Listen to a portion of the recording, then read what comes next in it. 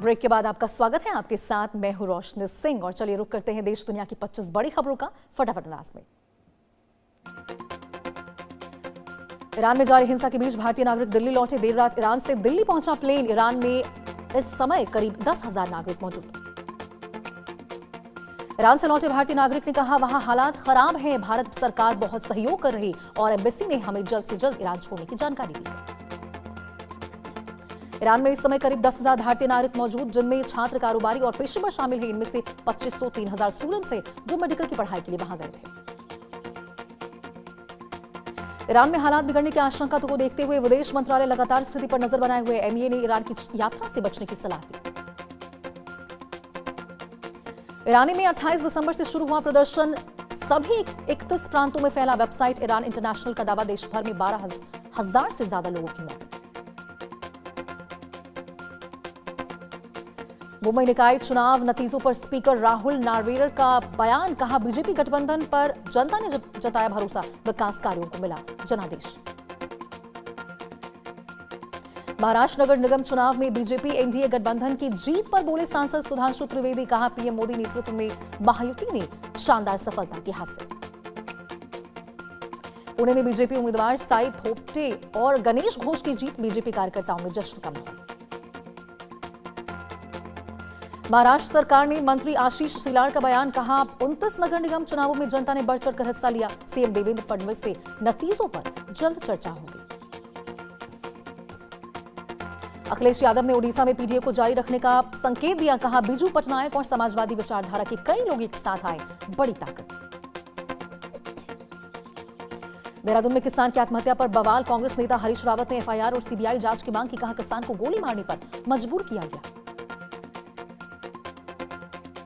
चंडीगढ़ में मुख्यमंत्री आवास के बाहर बीजेपी का प्रदर्शन, सांसद रवनीत बिट्टू ने मान सरकार पर लगाया झूठे वादों का आरोप, कहा पंजाब में कानून व्यवस्था और स्वास्थ्य सेवाएं बदहाल है। वाराणसी के मणिकर्णिका घाट पर चल रहे विकास को लेकर बड़ा विवाद, अरिहाई होलकर की मूर्ति तोड़ने का आरोप, धार्मिक संगठनों ने इसे विरासत और आस्था पर हमला बताया। पटना में मेडिकल की छात्रा की मौत पर हंगामा, परिजनों ने दुष्कर्म का आरोप लगाकर कारगिल चौराहे को जाम किया। कर्नाटक के कोलार में प्रेमी ने की प्रेमिका की हत्या, सरेआम सड़क पर चाकू मारकर की हत्या।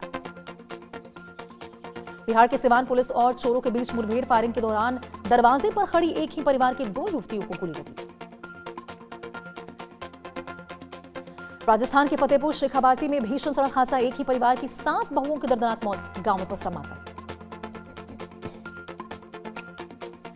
सवाई माधोपुर में 2 ट्रकों की आपस में भिड़ंत, भीषण हादसे में 3 लोगों की दर्दनाक मौत, ट्रक चालक मौके से फरार। मध्य प्रदेश के रतलाम एमडी ड्रग बनाने वाली कारखाने पर पुलिस की छापेमारी, मौके से बड़ी मात्रा में एमडी जब्त। छतरपुर में समलैंगिक विवाह का मामला सामने आया है। युवती ने एसपी कार्यालय पहुंचकर परिजन पर लगाए प्रताड़ना के आरोप, सुरक्षा की मांग की। हिमाचल के मंडी में ममता को शर्मसार करने वाली घटना, सड़क किनारे मिला नवजात का शव, जंगली जानवरों ने शव को पूरी तरह नोचा। देश के कई राज्यों में ठंड का कहर जारी, पहाड़ी राज्यों में लगातार बर्फबारी से तापमान में गिरावट, मैदानी इलाकों में शीतलहर ने बढ़ाई ठंड।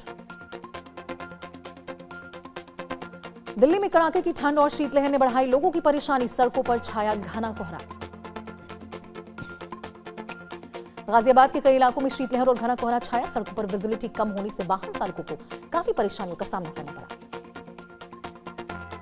हरियाणा में शीतलहर और कोहरे के कारण थमी वाहनों की रफ्तार, 19 जनवरी तक राहत मिलने की संभावना नहीं।